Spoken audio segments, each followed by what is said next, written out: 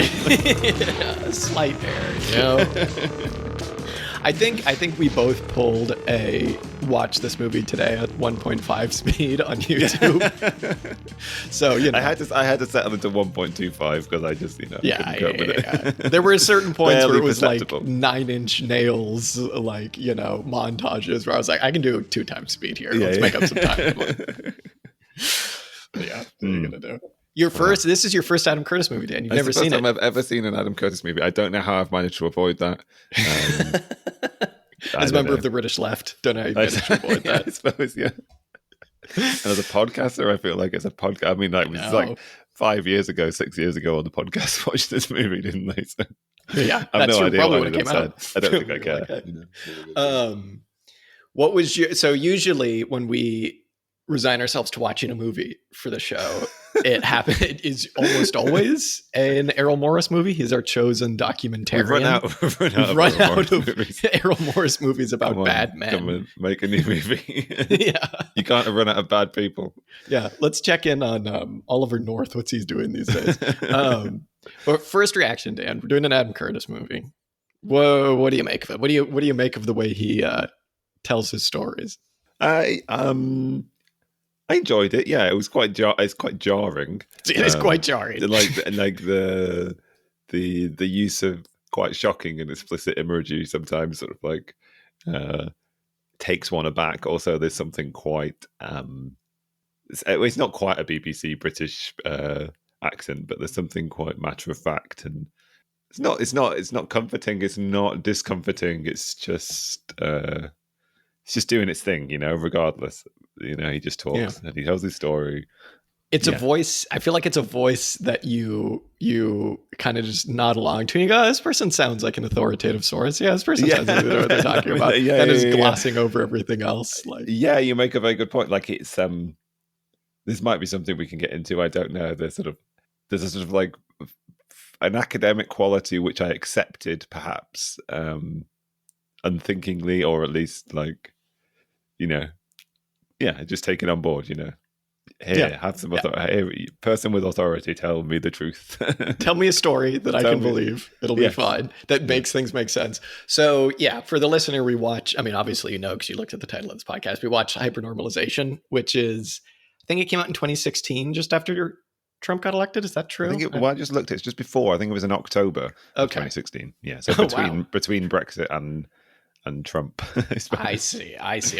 So a lot of this is trying to explain Trump and Putin and kind of like their rise to, ascendancy. Obviously, this came out before he was elected the first time. I'd be interested to know how he would make this movie differently now. You know what I mean? If he set out with the same thesis talking about Trump, because I don't know, as a member of the American left and for a long time, the liberal left, Donald Trump was someone that everybody just laughed at when he tried to start his political career. Like in the Jon Stewart, Stephen Colbert days, it was so just look at this idiot. He thinks he can, upset Mitt Romney. No way. Such a respectable figure like Mitt Romney. And I think for a lot of people, not just Americans, obviously, because Adam Curtis was making this movie, that was something that needed to be explained come 2016. Even if he didn't win 2016, it was so jarring to people who assumed that Republicans were all great, like Ronald Reagan and Bush and Bush's son. They were all totally normal centrists, right? And obviously, we've spoken about how insane that is to think. But I guess that's part of what he's doing with this movie. He's also just kind of trying to figure out what happened with kind of narratives in the world. It's kind of something about the difference between modernism and postmodernism. It's why is everybody steeped in this hyper individualism? And I think the kind of really interesting thing about this movie is just how he seeks to explain the way in which politics has changed in between, I guess, Reagan and Trump, global politics, in the sense that it's what he says is world technocrats have been how can we run a world without politics, where we move on from this idea of using politics to change the world for the better to just politics is just things ticking over, keeping things ticking over, keeping the, world system in order. And I think Curtis obviously isn't a Marxist or anything. but he's certainly able to operate on the kind of like cultural sphere and give some pretty interesting takes on like why this change happened and kind of like how it's been able to be successful in a way that I guess you probably don't really get if you're just like looking at, the onset of neoliberalism due to like the falling rate of profit, blah, blah, blah, blah, blah, which he could certainly have used a little bit of that in this. But as a piece of like cultural theory, I found this pretty compelling, at least pretty interesting. I don't know. Curtis is like, he just does his own thing. Maybe there are some holes, like what you were saying, in some of the stories he tries to tell. But because he has a nice British accent, I was just nodding along. I was going, that is how it happened. Yeah, I don't know whether I want to suggest that there are like substantial holes in his argument. I think maybe you're going along with what you were just saying. Like, it's one particular form of the narrative, fixated in one particular, subset of events. Let's talk about the transforming culture.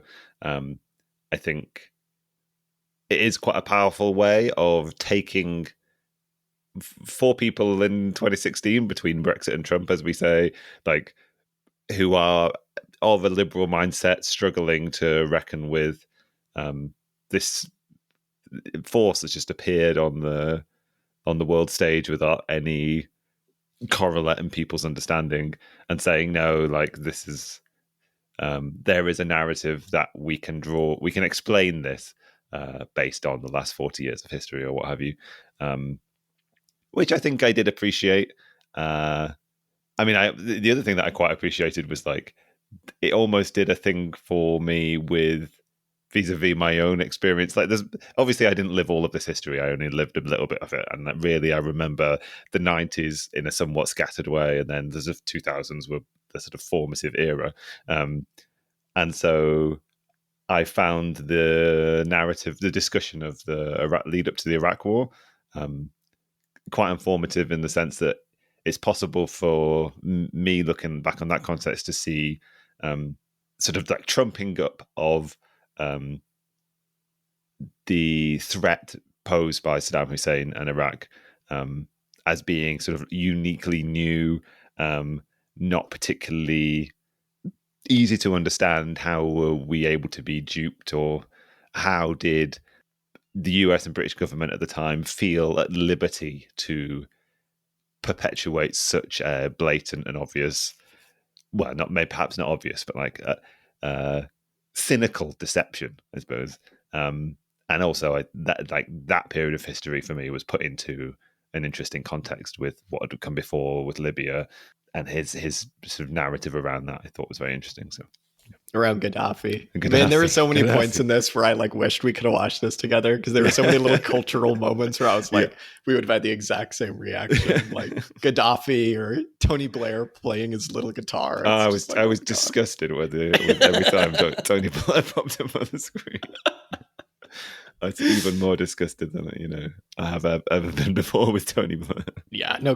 The thing is like, going off of what you're saying, like this poses such an interesting kind of like, because he's operating on the cultural sphere, like it places such an interesting kind of questioning of like how much of this bullshit these politicians actually believe. Because like there are so many moments when Tony Blair is on screen being like, no, we literally do have the proof that there are weapons of mass destruction in Iraq, where I was like, it seems like he thinks he's telling the truth.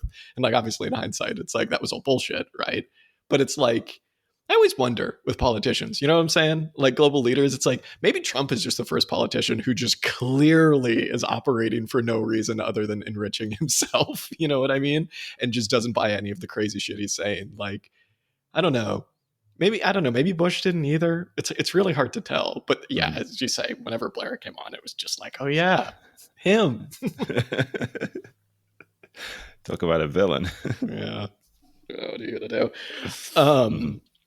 Well, I mean, where does he start here? I guess he kind of starts with this idea that like with the onset of neoliberalism and with like the kind of,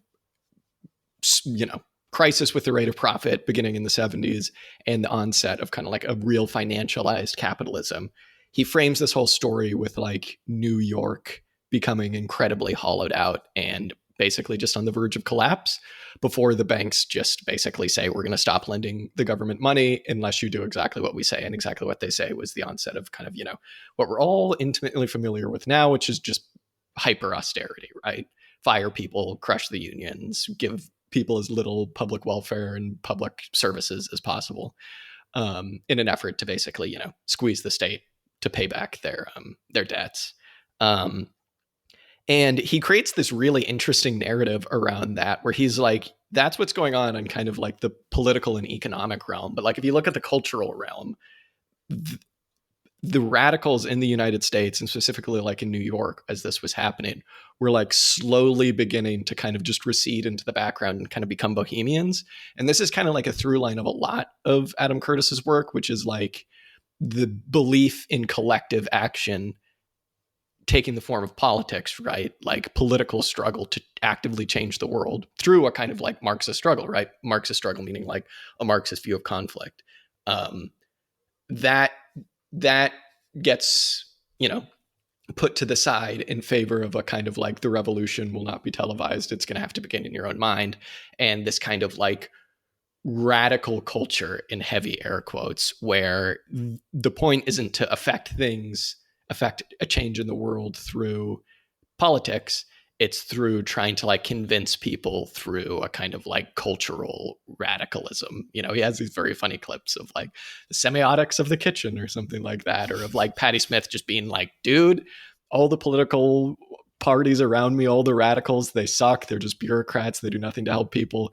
And it's just, her getting high in New York and being like, isn't this place fucking weird? And to a certain extent, you know what I mean? It's like, you can't really blame people, because it's like, I mean, I guess you can blame people. You definitely can blame people, but it's like they were up against so much that at that point, like a collective politics in the face of this kind of like stunning austerity was pretty clearly hard to build.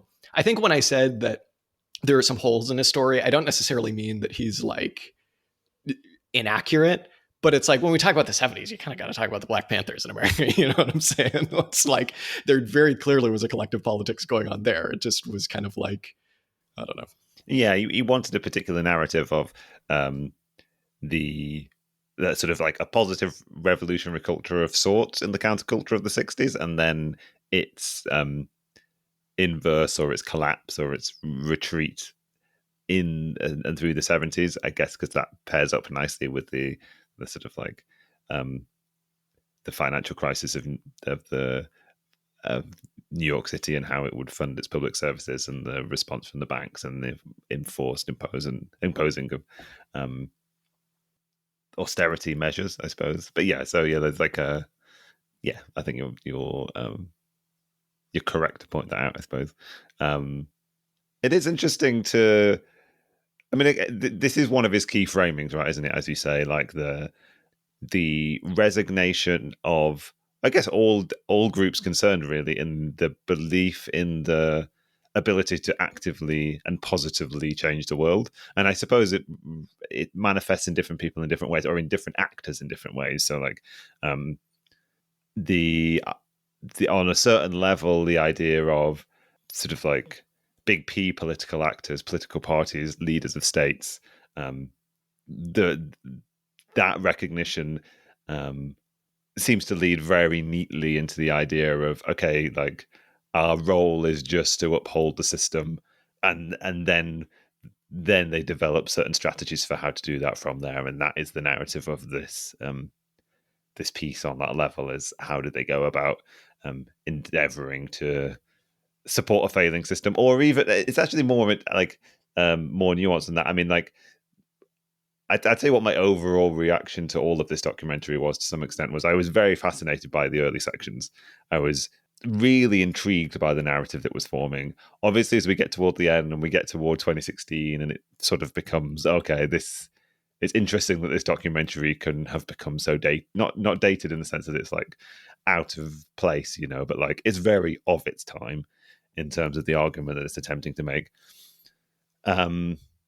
But I was very interested in the kind of like in the systems theory of this, I suppose, because what it starts with is a recognition of the complexity of the global system's failing, and then sort of like what it begins with, I guess, at this time is like the idea of controlling the system from the top. It's the kind of like Henry Kissinger, can I manipulate all elements of the global system in a way which is positive for me, I suppose. There are elements of the reverse of that. What we'd be interested in is a kind of like, in our loose understanding of sort of analyzing complex systems, like how do you organize a system from the bottom up?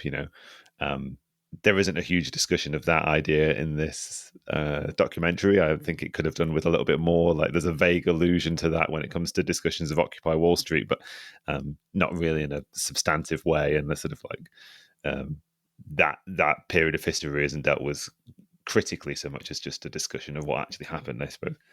Yeah, all the stuff about Occupy. Whenever Occupy came on the screen, I was just like, I don't know. It was almost cringe. I mean, quite a bit of it I know was I have a cringy. cringe. I always have a cringe reaction to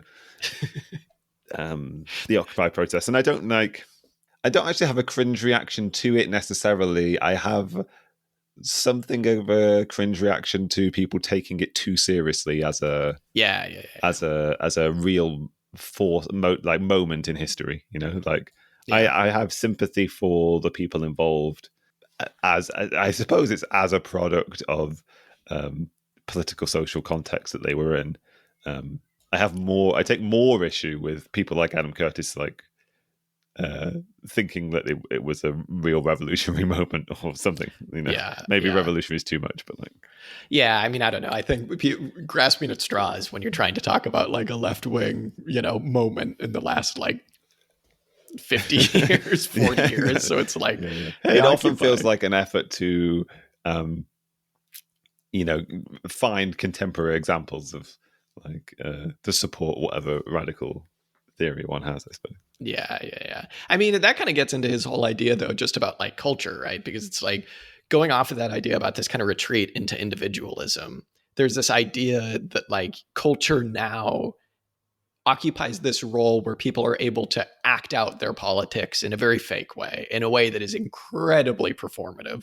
And it makes people feel like they're doing something, whether it's like your uncle on Facebook ranting about Trump using like minion memes or some bullshit, or about like, honestly, like quite a bit of the stuff about Palestine is incredibly, performative. And a lot of this movie really got me thinking about Palestine action specifically, and how I think maybe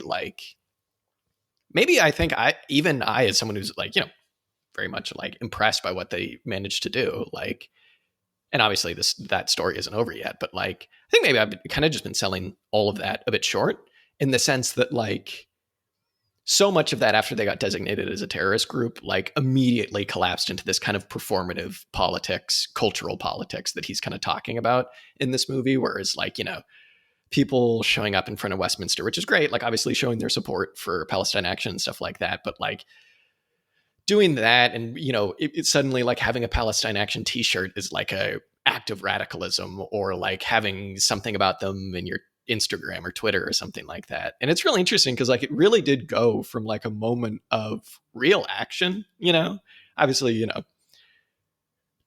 I'm talking about this like, to a certain extent. Like, I'm not saying that it was like this, crazy moment in the history of the left, but like, I think that there were certainly moments with that kind of whole saga where it did kind of bridge this gap from cultural politics to a kind of like real politics, not real politics. Obviously, I'm talking about like real politics, like something like collective action.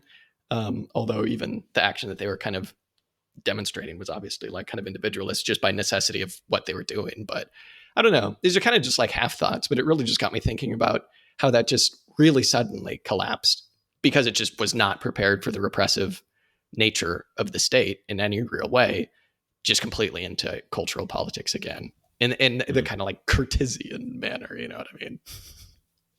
Yeah, I was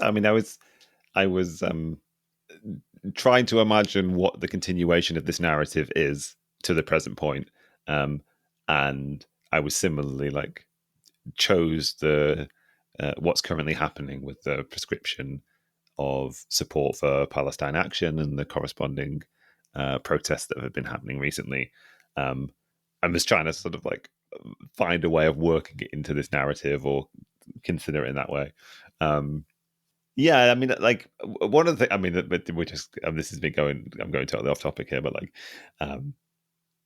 one of the things that it does point out is like how much of how much of political activism of certain types, which are like laudable in some respects, what you're identifying as the sort of like something verging on the non-performative, not necessarily collective yet, but like I don't really know how we would define collective politics anyway. And you were right to point out that like we cannot look too I agree that we shouldn't look with too much disfavor on New York radicals in the 1970s. One cannot just will collective politics into existence.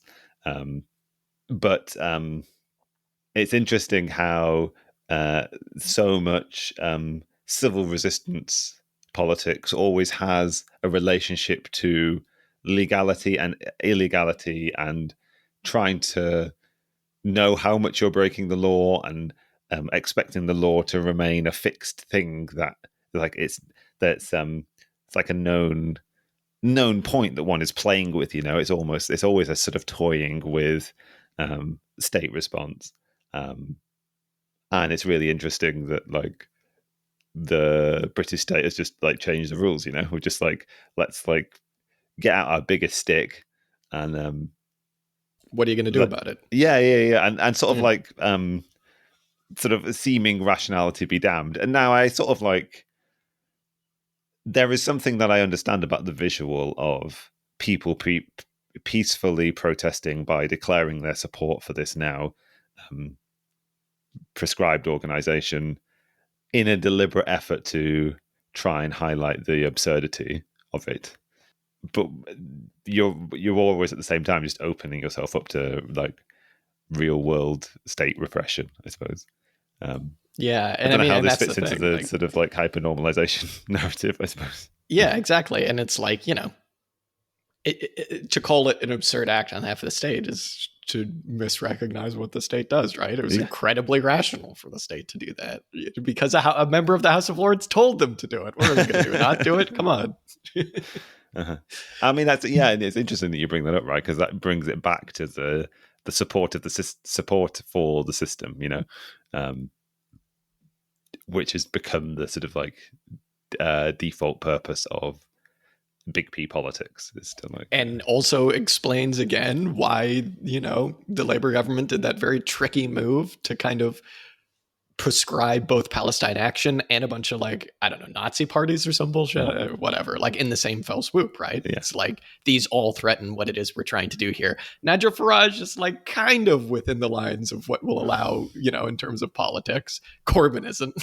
What are you going to do? But like, yeah. But there is a correlate with that in this documentary, with the discussion of supporters of Vladimir Putin in Russia and the kind of like narrative of politics that's created there, as is described in the documentary as being sort of like almost completely impossible to understand, as sort of like having an absurdity to it. Now that absurdity is like brought to its apogee in some respects with Donald Trump, but there's a parallel drawn by Adam Curtis between Trump and sort of like sort of cadres of people around Vladimir Putin who like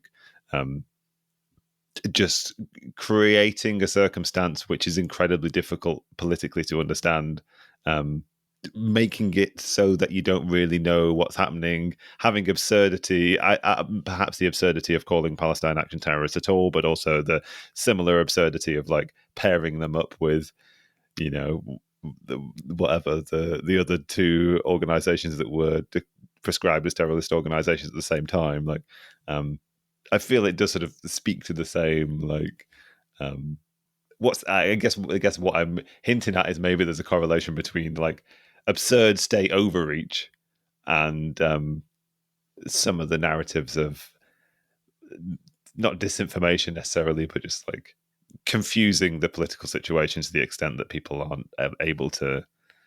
You create politics as something which is impossible to understand, I suppose, is perhaps or what's navigate being done here. in any way, or navigate, make connections. Yeah. That whole stuff, that was really interesting. I forget the guy's name. That was one of Putin's advisors, but Surkov, I think. Surkov? Surkov, maybe. Something like that. Google it.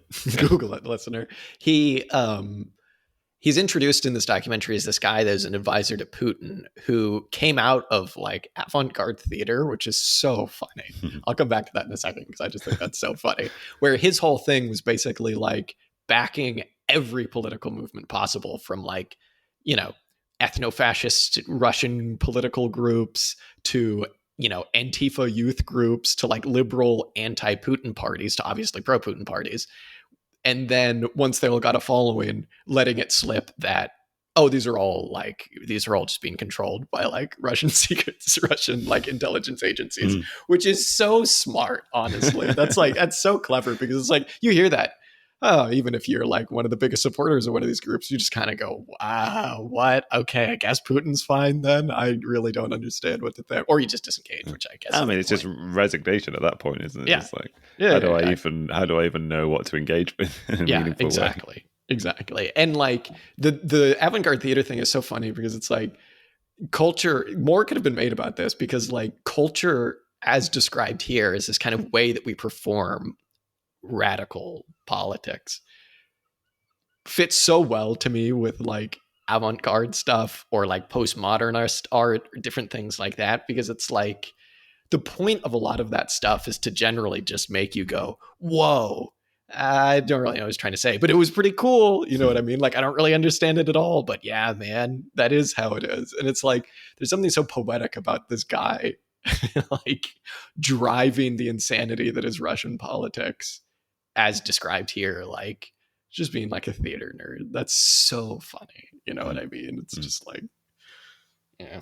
But it's like, it makes me that makes me begin to perhaps tie together some of the narratives of this documentary that I hadn't necessarily realized, because obviously it starts with a system in collapse, and something that we've missed out of that narrative around collapsing system and government response that Adam Curtis is trying to say is that like there's an extent to which not only do the politicians give up on the idea of actually making positive change in the world, like reforming the system, making it better, changing the system.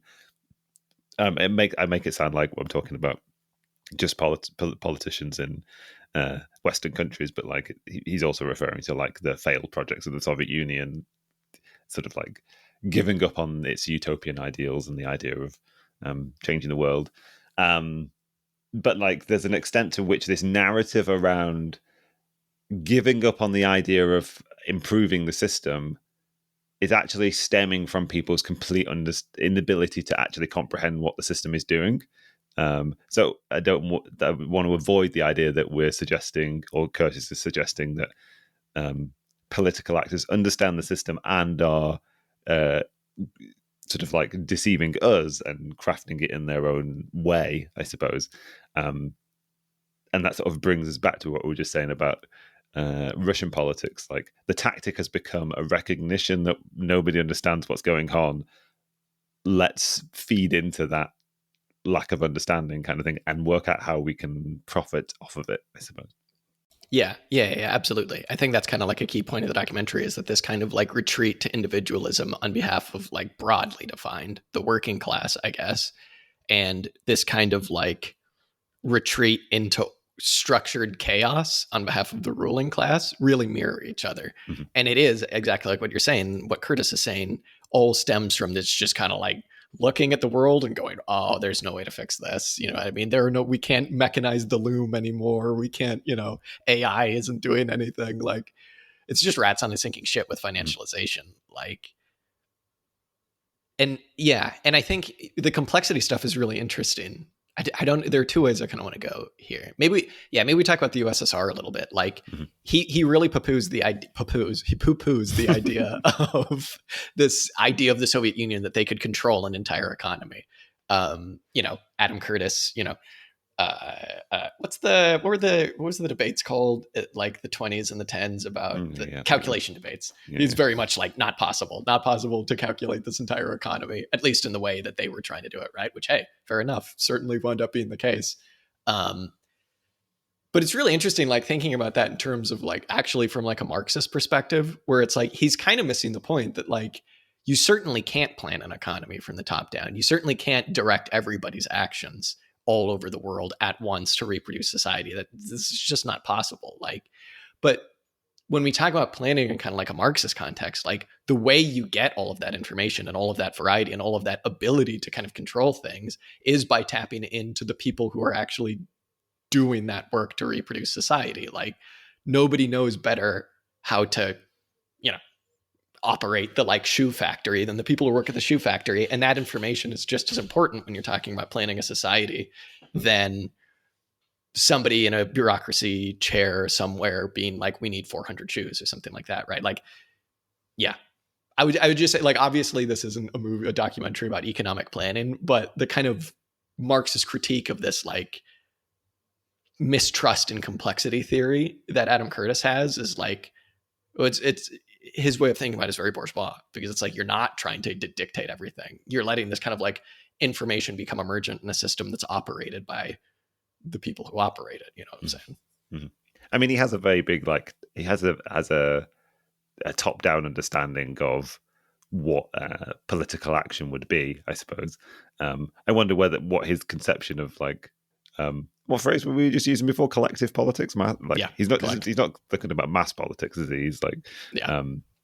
I could see him being like a Marxist unity guy. I could see him exposed to that, being like, yeah.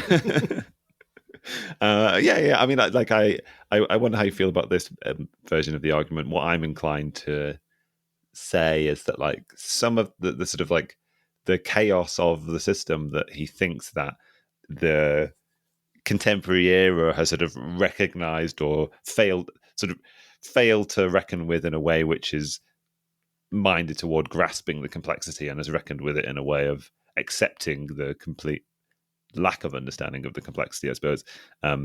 Like, overlooks the idea that the sort of like chaos of the system is something is an emergent feature of the smallest scale rising up under, like, the conditions of how capitalism organizes itself. And it's sort of, on a certain level, it's impossible to grasp all of that complexity. Maybe you can have some understanding if you try and understand some of the underlying laws of how that is operating. The alternative that you were just describing perhaps is just like changing some of those underlying bases so that the complexity of the world is like is stabilizing rather than destabilizing when it sort of like operates as an emergent part of the system. You know, we want an emergent system which is capable of dealing with the complexity of the world, and what we have is one which is creating that complexity and destabilizing and creating a circumstance where we feel disempowered and an inability to have any collective control, I suppose. Which is, I mean, this documentary, I don't think it has an understanding of collective politics and what a positive collective politics would be, I suppose. Yeah. I mean, it does seem like his understanding of politics is like kind of what you're saying. It's one where people get together and they decide there's some things wrong with society, and they get enough support, and Mr. Smith goes to Washington and he makes it happen, and that's politics. You know what I'm saying? Like, I kind of actually, on one hand, kind of found it hard to reckon with, is this like a critique of a sick culture, or is this like a structural critique of what we would call capitalism? Because it's like, he doesn't really come down one way or the other, as far as I remember, about like the actual structures of American government or of UK government or of European government or whatever. Like, it's more so just that people don't know what to do. So it's like, is there still room in his understanding for like how you make this a better place? I guess he's making a documentary. You know what I mean? Mm-hmm. So he's just kind of like, whatever, dude. Like, I'll just pose these questions. He's reflecting the material of the world that exists, I suppose. And what I will say, in an incredible way, like his penchant for finding little short bursts of culture to make you really like reflect on how odd they were, is really, really excellent. Like, I kind of get the feeling that he was somebody who kind of like came up in the like early 90s and really was like, hey, the internet could actually do something. And then read The Californian Ideology and saw the guy from the fucking Grateful Dead being like, just trust in the internet, man. It's just like taking acid. Like, and was just like, none of this shit's going to work. This is actually like, and probably saw that like much earlier than other people. And since then, it's kind of just been like a little, this is just me spitballing and guessing, but like in a lot of his movies, he does have this fascination with like tech utopians and like, yeah, that played a big part in this movie. And maybe that speaks to it being a bit of a structural critique, because it's like, under no circumstances was capitalism ever going to let the internet become anything other than like a project of the US Defense Department. You know what I mean? Like, and marketing and advertising and banking. Yeah, exactly. Exactly. I mean, it is. I mean, it is and continues to be like it was funny for me, the experience of him narrativizing this, the slip into the dystopian version of the internet, right?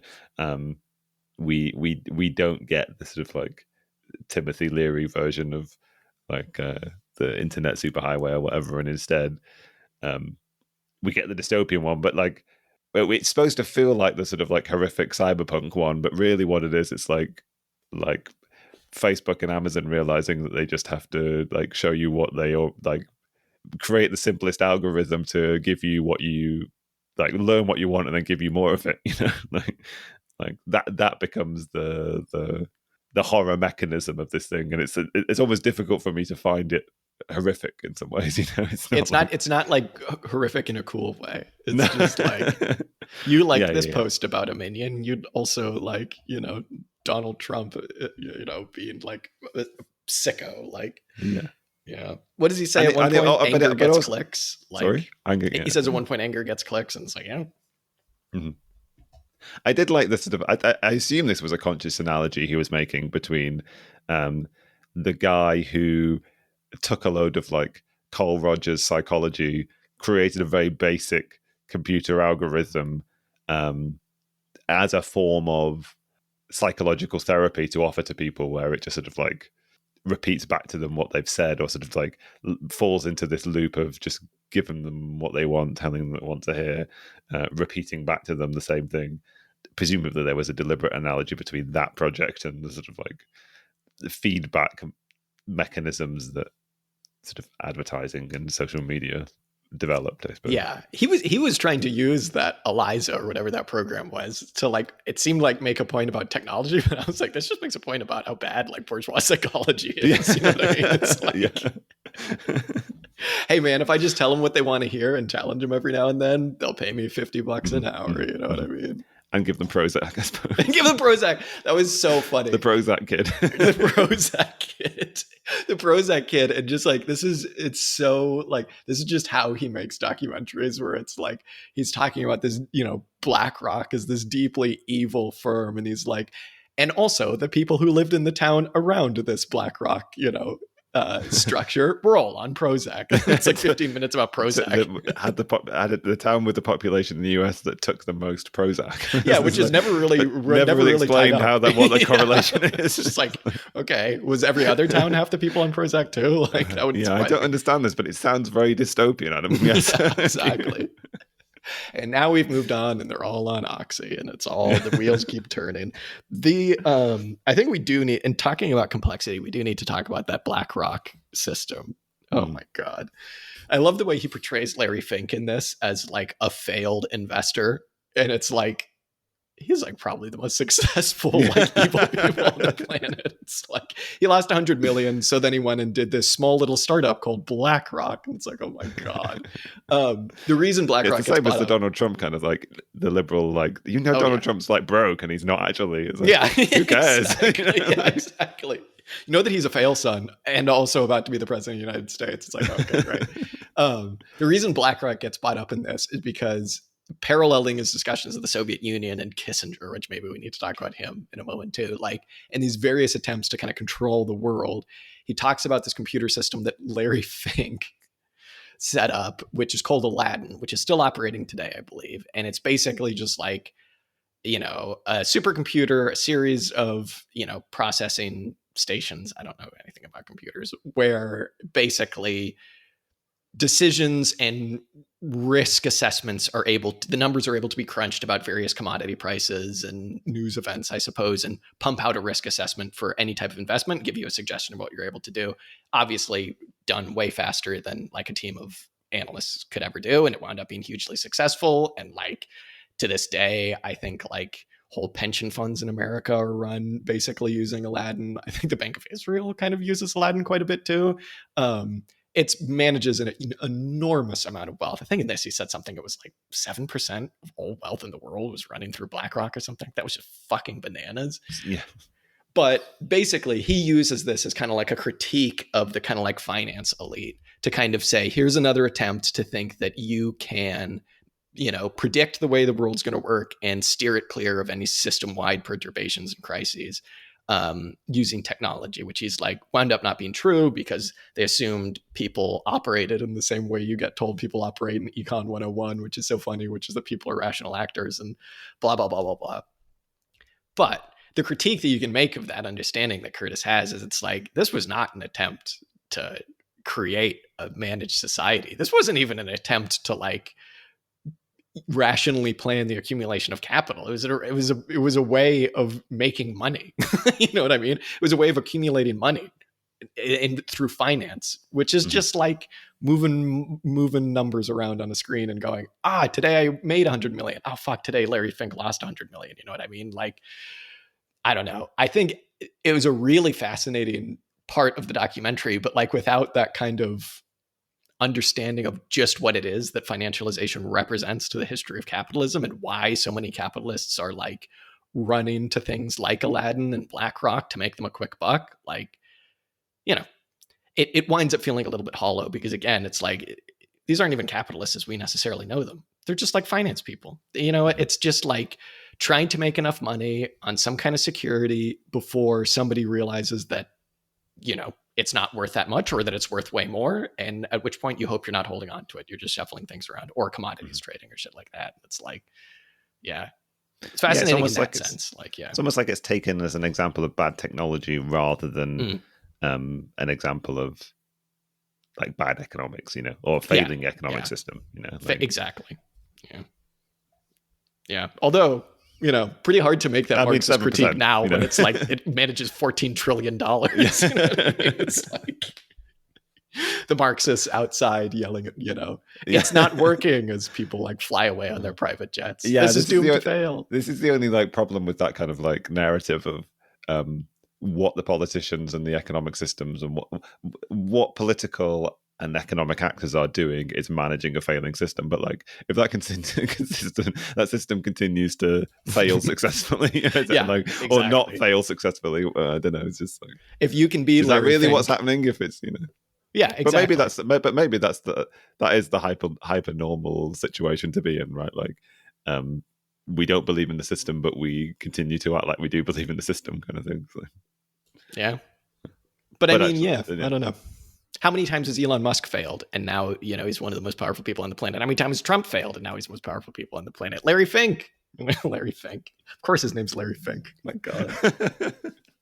His framing, the way that he uses Trump to tell the story is like, it's so beautiful. He really does an excellent job because it's like, he first mentions him at the very beginning when he's talking about New York about to collapse and about how this like, son of a billionaire came in and was like, what about if I buy these dilapidated homes that people can't afford rent in and I kick everybody out and then I make them nice and sell them to rich people? It's like, wow, genius. Wow, this guy's so smart.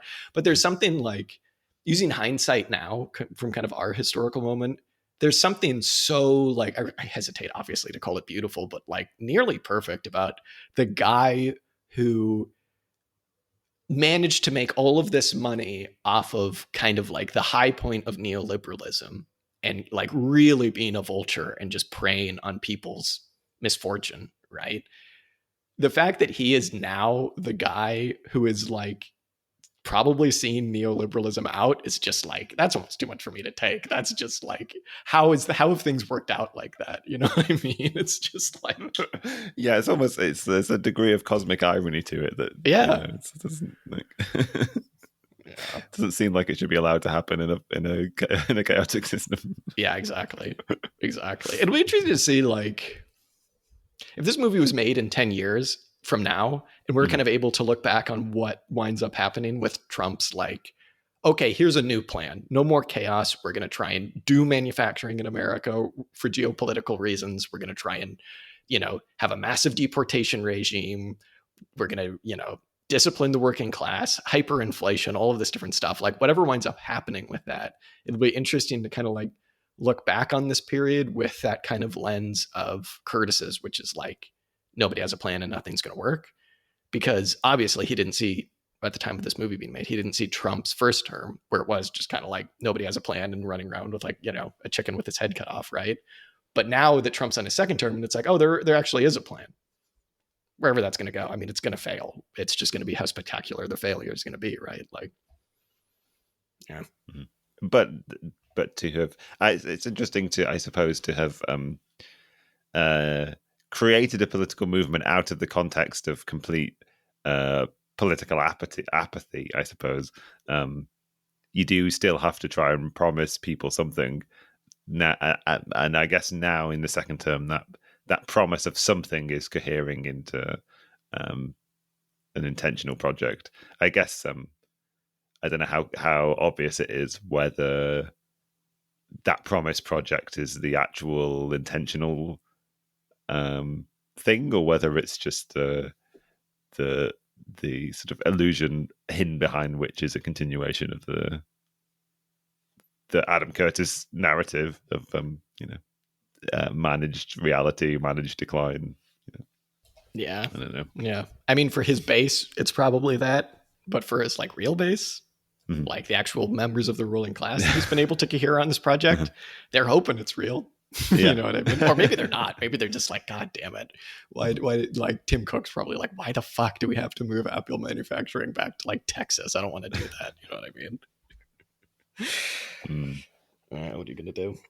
Do we want to touch? We've not really talked much about that. I mean, maybe you could start with your response to Kissinger, I suppose. But what we've missed out of this so far, I think, is the sort of broader geopolitical narrative that's basically half of this documentary in some respects. Right, I like the jumping back and forth between events in the Middle East and the sort of like the nature of cultural development in the West and how those two are tied together, I think is really interesting. He does sort of start this. He starts the documentary with this situation in New York in the 1970s where the city is about to go bankrupt, and then also a discussion of events, political events in Damascus and Syria, around, I've forgotten his first name, Assad Senior's desire to stabilize the Arab world, unite it, make it resilient against Western imperialism, US influence, and sort of how that meets the reality of the Kissinger-led project, I suppose, to try and manipulate the situation in American advantage, but which leads to sort of broad destabilization of the region, as we know, I suppose. Yeah, and a very abrupt moment where Curtis kind of frames it as one of the first suicide bombings. I think, was this performed by Hezbollah against American Marines, something like that, in Beirut? Yes. Maybe I'm missing. Yeah, something like that, where a couple hundred Americans died, and it just massively caught the American kind of like foreign policy elite off guard. And it, you know, to a certain extent it worked because it made Reagan just go, okay, getting out of here, don't want anything to do with this, and just making everybody go home before realizing that, you know, things were going to like continue to get worse for everybody, but obviously also for American interests. And you're right to bring it up because like that moment seems like it marks a big cultural change, not just in like the Islamic world, both kind of like Sunni and Shia, obviously, with this kind of like really horrific relationship with suicide bombing and with kind of demagoguery, predominantly aimed against American imperialism. It kind of marks this shift from America being like, you know, we're the good guys of the world and we're going to go in there and do what's right, to kind of like picking their battles and framing certain people like Gaddafi mainly as like rogue states, which there's still that idea of American exceptionalism where we're going to go in there and we're going to do what's right. But it really is kind of like that moment where the kind of Kissinger world begins to fade away, where it's like, oh, you kind of can't manage everything in a technocratic way, especially when it comes to foreign policy, because it's too complicated. And Western imperialist powers have fucked up that part of the world consistently for centuries now at this point, that it's like, if you think you can just get in there and technocrat your way into making everybody like America and working with America, like, it's not going to work. So the Reagan administration really had to kind of like come up with a new way of dealing with foreign powers, specifically in the Middle East.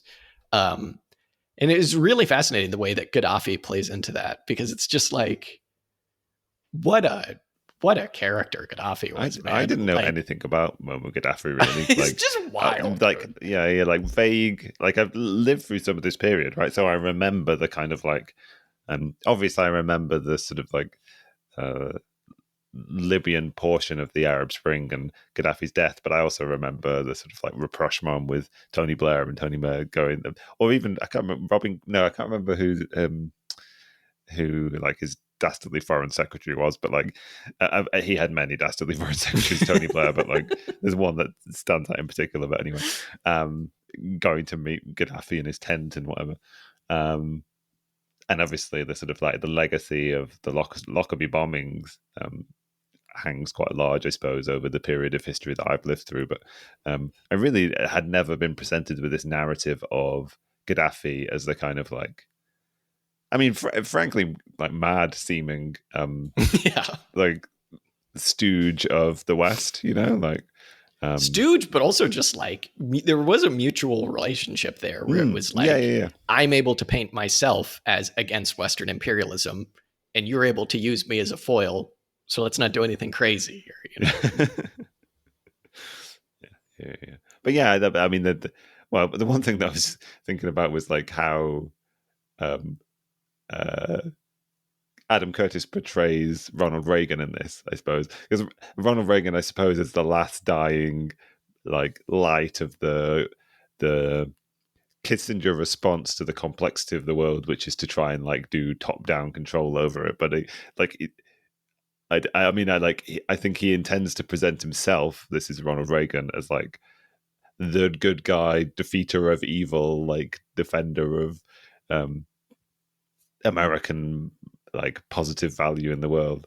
But every time you see him in this documentary, it's just like him looking sad after like a suicide bombing, or you know, some American troops have died somewhere, and like he's holding Nancy Reagan's hand and looking sad. You know, just like that's the only way he's presented in this, pretty much. I mean, the man was an actor. The man was not a politician. Yes. You know what I'm saying? So it's just like, hey, in that sense, good job, Reagan. He knew how to act. Or maybe, I mean, maybe he was the first notable actor of the new era of politics, and not the last. I take exception to you calling him a notable actor. He was like a C-list, like nobody. And then they were like, would you like to pretend to know something about politics? I mean, a historical actor. No. Oh, yeah. Not a theatrical one. I'm not talking about his theater credentials. Mm-hmm. But I guess the overriding point of this aspect of the documentary is to just point out how catastrophic the American and Western political retreat away from the reality of the world into a sort of managed, spectacular narrative of global affairs just perpetuates a catastrophic situation, which we're continuing to see play out in the Middle East now. But like, it stems all the way back to like in Adam Curtis's narrative anyway, Ronald Reagan's and the U.S. administration's inability to reckon with the reality of like the complex system of Middle East politics, and instead just adopt Gaddafi as this sort of like bad guy who explains all of these attacks on Western interest and Western actors and agents in the Middle East, because they stem from one person being evil rather than sort of like complex political, social, economic set of circumstances that are the reality of what's happening. And out of their control completely. Yeah. The Gaddafi thing or too. like a yeah, out of their control. But I suppose there's also a degree to which they're recognizing that it's in their at least short term interest. It's better for them to not make any effort to resolve the situation. I suppose. Like, I mean, maybe I mean, I don't know. Maybe I'm wrong in this. Like, I would have said watching this that there was a kind of like old world politics that could have been deployed to stabilize the situation. Obviously, it wouldn't have been one that was in the immediate best interests of America, American capital, Western political interest, but pursuing a deliberate peace process in the Middle East, one that freed it from all US and Western influence and created sort of a degree of political independence. Like, so maybe it's not necessarily that they weren't willing or able to control. Well, they weren't able to control a complex situation. They just weren't willing to do what would have been necessary to stabilize a complex situation because it wasn't in their direct interest, I suppose. Yeah, that's true. That's very true. And I mean, like, all of that stuff with Gaddafi about like, I don't know, I think this is kind of like a good way to kind of push back on like more conspiratorial minded things in a kind of like a weird way, because it's like so much of the Gaddafi stuff was them being like, look at these terrorist groups that attacked this discotheque or the Lockerbie bombing that Gaddafi was clearly behind, and then like the CIA would be like, no, he wasn't. You know what I mean? Like people from the intelligence agencies would just come out and be like, it was Syria. What are you talking about? Like it wasn't Gaddafi. What? And then it would take a while. Yeah, exactly. Take a while to be like, can we talk to you, Bush, or whoever was the head of the CIA at that point, to get them on board. I mean, Lockerbie was the ludicrous one, spending a whole year saying that it was Syria and then suddenly deciding that actually it wasn't Syria, it was... well, I mean, that just goes to show... It was Gaddafi, just because we need Syria's support in the war against the first Gulf War.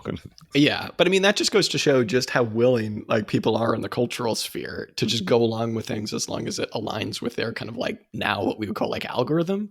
Because it's like, didn't seem particularly hard for the public to just go along with, oh yeah, oh, it was Gaddafi. Okay, yeah. Oh, wait, no, now Gaddafi's our friend. The guy that you were telling us for the last like 30 years was the enemy of civilized society. Oh, okay. Oh, wait, no, now this week, now we need to kill him. Oh, and he's dead. Oh, okay, good. You know what I mean? Like, I mean, I'm selling people short because obviously most people don't engage with any of this stupid bullshit, and I don't think you should either. But like, it was pretty easy to just spin these narratives to get continued support for whatever party was in office at that point. Mm-hmm. Because people were just like, sure. Yeah. I don't know how much of the argument may made in this, or rather, I don't know how to weave the narrative in my head in a way which includes what you're saying there of that kind of like credulous belief in what political actors are saying, and then pairs that with the sort of like descent into a political circumstance where people don't really believe anything or don't really believe that the system can be improved in a particular way. Basically, like there is a relationship between naive credulity and extreme anti-social skepticism that seem to be able to exist together in the same political moment, I suppose. Or like these two, how have these, maybe a portion of the narrative of this film is how have those two things woven themselves together to get us to the present moment where like I don't know, or the present moment in 2016 where Donald Trump's like sort of like buffoonish form of politics is also taken up as being the last best hope for like saving us. Yeah. I mean, I guess it's just narratives that people build with the help of media outlets, with the help of politicians, to just keep themselves sane. Like, I don't know, like nobody actually trusts politicians, but like, you remember how maddening it was when the whole like children in cages thing at the border was happening under Trump, and then it continued to happen under Biden, and all the liberals were suddenly just like, whatever, dude. And then even now with like the like psychotic fascist treatment of, migrants, both legal and quote unquote like illegal in America, and the ICE, like not just the way they're arresting them, but the way that they're treating them, the way that they're not feeding these people, like narratives that a lot of people tell themselves, like, even if it's like a Marxist one, honestly, it's like a lot of it is to just justify being in a pretty fucked up world and not having the capabilities to do anything about it. Like, whether that's the liberal attitude of like, fuck, we'll get him in the next election, or the Marxist one of, well, there's just not enough class power at the moment, or the conservative one that's just like, he's going to drain the swamp. Like, maybe that's the point of this movie. It's just like these narratives all, regardless of kind of how, capable they are of explaining the world, like a lot of them do at the end of the day, act in a way to just kind of make you get up and go to work in the morning. You know what I'm saying? Like, it's grim, but I don't know. Cool, yeah, man. Wow. You know what was funny though was Gaddafi as a character. That he was a funny guy, wasn't he? It's just how he goes from this kind of like foppish, like military type to like all of a sudden Adam Curtis cuts back to him and he's like wearing like Gucci and like dyeing his hair and as a perm. It's like, all right, look at this guy. Well, next week we'll be reading the Green Book, third theory of third political theory or whatever. I love it. It was such a chop on Adam Curtis's part when he was like, and he spent all of this time writing the Green Book about anti-colonial action that was his theory of a third way, and nobody read it. Oh. Yeah. I don't know what my favorite kind of moment of this was shot, whether it was, that brief moment when Tony Blair's government sent people down to go interview Gaddafi and they had him like at the beginning of the news segment, like pretend like you're reading this book and then shut it as soon as it opens, or if it was like all of Trump's moments in here about just being an idiot, or the Jane Fonda stuff about how it was like she went from being a communist to doing like change the world by being in shape. You know what I mean? Like, good Lord. Yeah, I get the impression that Adam Curtis is really anti going to the gym. Yes, I get that. Yeah. I think he spends a lot of time scrolling through fucked up footage and like on his computer. What are you going to do? I mean, my favorite like weird post-truth moment, I suppose, vis-a-vis Gaddafi was, as you say, like let's try and normalize Gaddafi by getting him in the room with some academics and get him on the BBC, and we'll have a intellectual discussion about his thinking, and then get whatever the guy who came up with the third way political project in Britain to say that Muammar Gaddafi's like an astute political thinker who has very interesting things to say. And then several weeks later, it's like, oh no, actually send in rebels to kill him. And everyone just goes, whatever. Like, yeah.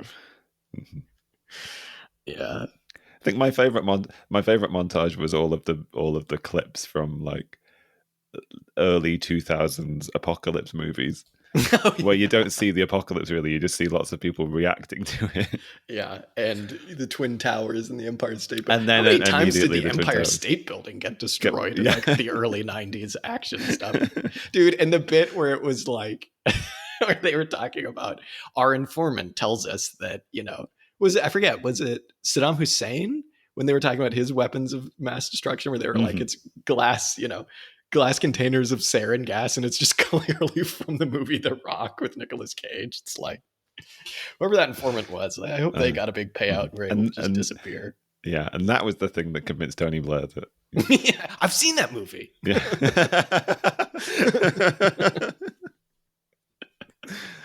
Jesus. The last thing I wanted to touch on was just when he briefly talks about the UFO stuff, just because I thought that was so funny about like, he puts forward this thing, we're probably all very familiar with it, about like a lot of UFO sightings maybe were just, testing out stealth bombers or different things like that, or, I don't know, different things where like people who lived near a top secret military base saw weird lights in the sky. And it's like, that must be aliens. How else could you possibly explain that?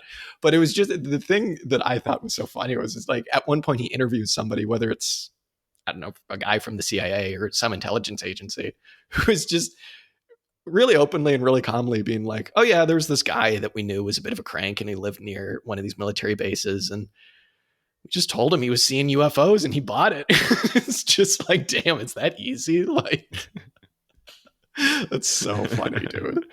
Yeah, I mean, he would of his own accord probably have like created some elaborate conspiracy theory about US spy planes and like long range bombers and things. But no, we'll just like, he's more interested in UFOs. So we'll just like push that one a little bit. Yeah, exactly. So far as creating lots of fake documents to substantiate. Like, what a fun job! One of those documents said something like, extraterrestrial, biological, something or other. Just, is that the job? That's the job you want, is it? Writing the fake government like top secret memos about UFOs. Hey man, if I can't have Mulder's job in the FBI, then at least I want that job. that job at the CIA. That job at the CIA. Yeah. That's, man, I don't know. Like, I get why people are attracted to kind of like, especially, I don't know, maybe not especially on the left, but like, I do get why people are attracted to kind of like conspiratorial views of the world. But it's like, I don't know, since we've been doing the show, for me, it's just like, what a lame way to explain things. Like, to really just focus on like, did you know that like the mafia and the Dulleses and they all converged on Dealey Plaza and then this happened? And did you know the CIA is selling weapons? It's like, yeah, probably. You know what I mean? It's like, is it weird? I don't know. It's just like, I don't know.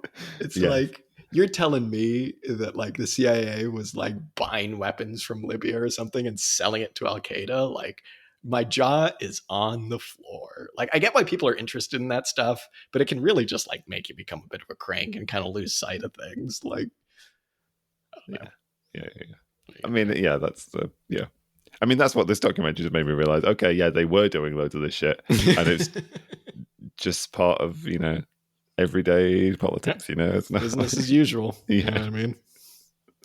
What are you gonna do? But it's like the like, I mean, the sort of theory that I'm sort of like coming to believe vis-a-vis like people's belief in conspiracy theories is largely just that like it largely represents a complete inability to recognize, or a very rational, I suppose, unwillingness to recognize that there can just be these big negative consequences in the world that are emergent from systems that nobody has any control over, and like much more preferable to imagine that there is some nefarious agent going on that's like creating global warming or whatever, I don't know, releasing viruses into the world, but like the narrative around conspiracy theories in this documentary sort of like adds an interesting level of nuance to that, where it's like, yeah, the government is feeding some of these conspiracies into the world, but also is like engaged in, there is truth to some of these conspiracies, but they're like, they don't betoken and or represent an ultimate level of control that somebody has, but actually a reaction to a lack of control that political actors have in the world, I suppose. So yeah, that was an interesting element to this documentary that I appreciated.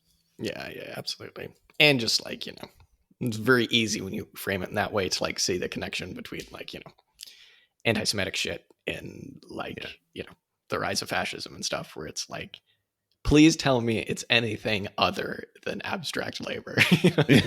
Like, it can't just be exchange value. You know what I mean? That's making my life so shitty. Like, but again, like, I don't know. I was just talking about this with somebody who is just like,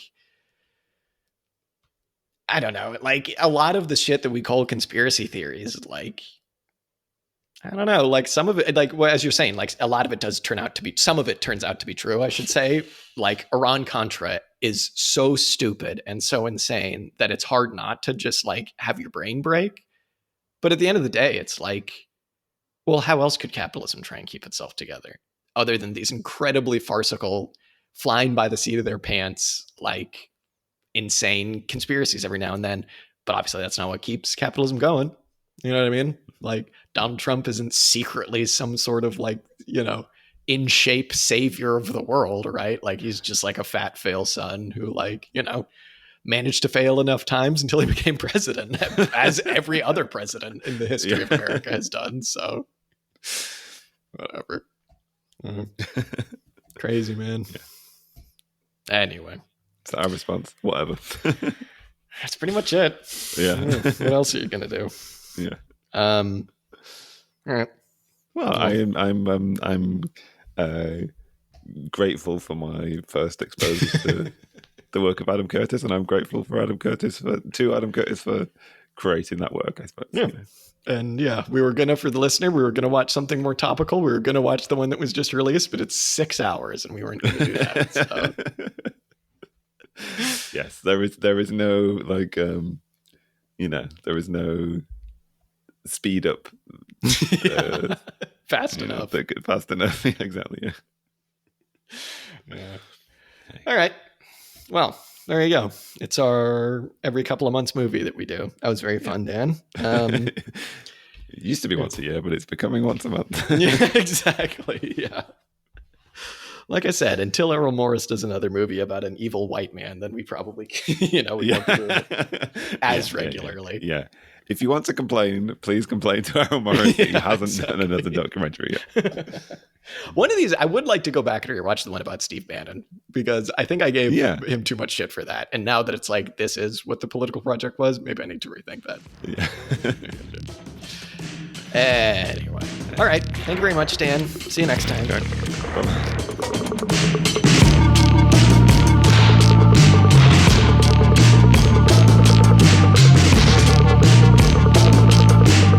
Hey everybody, Jack here. Thank you so much for listening to this week's episode. The song that you heard on this episode is Music to Kill Bad People To by King Gizzard and the Lizard Wizard. You can go ahead and check this song out much, much, much, much more on their Bandcamp at kinggizzard.bandcamp.com. If you want to go ahead and get in touch with us, chat shit, tell us that we're wrong, whatever you want to do, you can go ahead and do that at auxiliarystatements@gmail.com. You can just send us a message there, or you can get in touch with us on Twitter, on Discord, on Instagram. You're a smart person. You can find these places. We got a YouTube. We post stuff there as well. Sometimes we stream. Thank you so much for listening. Till next time.